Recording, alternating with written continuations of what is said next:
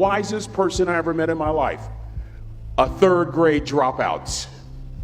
Wisest and dropout in the same sentence is rather oxymoronic, like jumbo shrimp.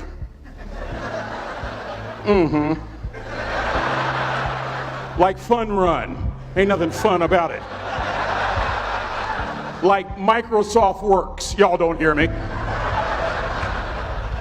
I used to say like country music, but I've lived in Texas so long, I love country music now. I hunt, I fish, I have cowboy boots and cowboy, y'all, I'm a black-neck redneck. Do you hear what I'm saying to you? No longer oxymoronic for me to say country music. And it's not oxymoronic for me to say third grade and dropout. That third grade dropout, the wisest person I ever met in my life, who taught me to combine knowledge and wisdom to make an impact, was my father. A simple cook. Wisest man I ever met in my life. Just a simple cook. Left school in the third grade to help out on the family farm, but just because he left school doesn't mean his education stopped. Mark Twain once said, "I've never allowed my schooling to get in the way of my education." My father taught himself how to read, taught himself how to write, decided in the midst of Jim Crowism, as America was breathing the last gasp of the Civil War, my father decided he was going to stand and be a man. Not a black man, not a brown man, not a white man, but a man. He literally challenged himself to be the best that he could all the days of his life. I have 4 degrees. My brother is a judge. We're not the smartest ones in our family. It's a third grade dropout daddy.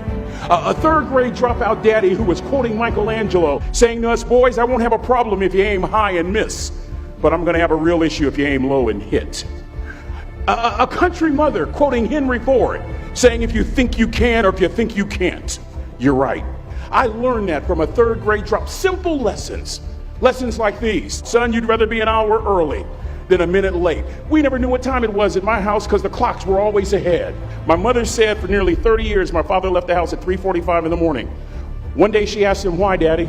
He said, "Maybe one of my boys will catch me in the act of excellence. I want to share 2 things with you." Aristotle said, "You are what you repeatedly do." Therefore, excellence ought to be a habit, not an act. Don't ever forget that. I know you're tough, but always remember to be kind. Always. Don't ever forget that. Never embarrass mama. Yeah. If mama ain't happy, ain't nobody happy. If daddy ain't happy, don't nobody care. But I'm trying to tell you. Next lesson. Lesson from a cook over there in the galley. Son, make sure your servant's towel is bigger than your ego. Ego is the anesthesia that deadens the pain of stupidity.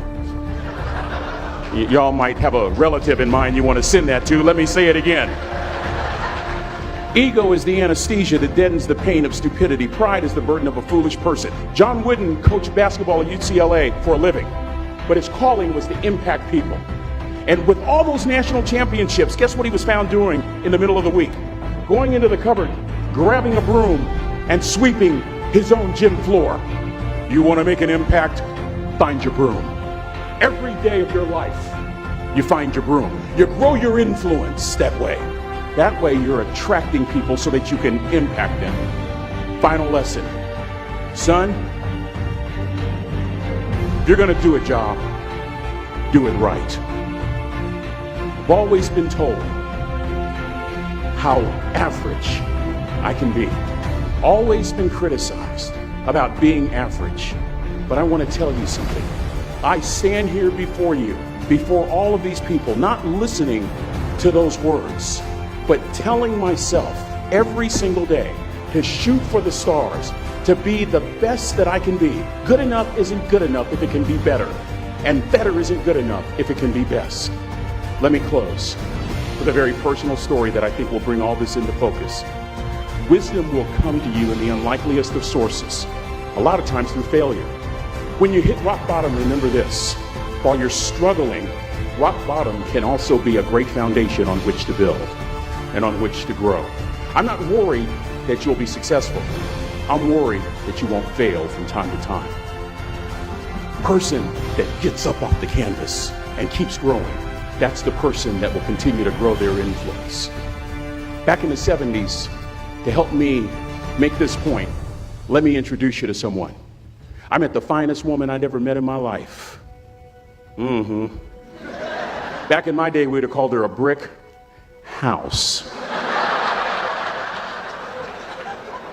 This woman was the finest woman I'd ever seen in my life. There's just one little problem. Back then, ladies didn't like big old linemen. The Blind Side hadn't come out yet. They like quarterbacks and running backs. We're at this dance, and I find out her name is Trina Williams from Lompoc, California. And we're all dancing, and we're just excited. And I decide in the middle of dancing with her that I would ask her for her phone number. Trina was the first one. Trina was the only woman in college who gave me her real telephone number. The next day, we walked to Baskin & Robbins ice cream parlor. My friends couldn't believe it. This has been 40 years ago, and my friends still can't believe it. We go on a second date, and a third date, and a fourth date. We drive from Chico to Vallejo so that she could meet my parents. My father meets her. My daddy, my hero, he meets her, pulls me to the side and says, "Is she psycho?" But anyway, we go together for a year, 2 years, 3 years, 4 years. By now, Trina's a senior in college. I'm still a freshman, but I'm working some things out. I'm so glad I graduated in 4 terms. Nixon, Ford, Carter, Reagan. So now it's time to propose. So I talk to her girlfriends, and it's California. It's in the 70s, so it has to be outside. You have to have a candle, and you have to have, some chocolate. Listen, I'm from the hood. I had a bottle of Boone's Farm wine. That's what I had. She said yes. That was the key. I married the most beautiful woman I'd ever seen in my life. Y'all ever been to a wedding, and even before the wedding starts, you hear this? How in the world? And it was coming from my side of the family.